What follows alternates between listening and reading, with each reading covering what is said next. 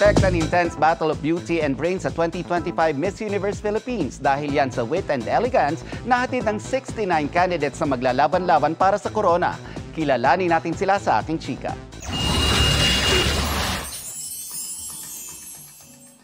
Ipinakilala sa media ang 69 na nagagandahang kandidata mula sa iba't ibang parte ng Pilipinas at Filipino communities abroad na maglalaban-laban sa 2025 Miss Universe Philippines. Sa media presentation pa lang, palaban na ang mga kandidata sa pagpapakilala ng kanilang sarili. Kabilang sa mga nagbabalik sa pageant stage, si Kapuso actress, 2017 Reyna Hispano-Americana at representative ng Muntinlupa, Teresita Sen Marquez.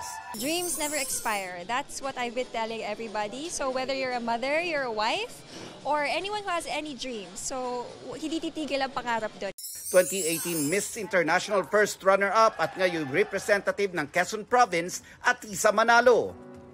Nagbabalik din sa Miss Universe Philippines competition sina Miss Taguig, Katrina Legado, Miss Sultan Kudarat, Chelsea Fernandez, Miss Cebu at Filipino Society of Melbourne candidate, Chela Falconer, at Miss Siniloan Laguna, Iliana Aduana. Dumalo sa media presentation si Miss Universe Philippines 2024 Chelsea Manalo. Ipinakilala din bilang bagong National Director ng Miss Universe Philippines si Miss Universe 2013 third runner-up, Ariela Arida. It's a big responsibility on my part. The 5th Miss Universe crown. That hopefully in this batch will finally get it. Gaganapin ang kompetisyon ngayong Mayo at ang papalaring kandidata ay magiging kinatawan ng Pilipinas sa Miss Universe pageant this November sa Thailand.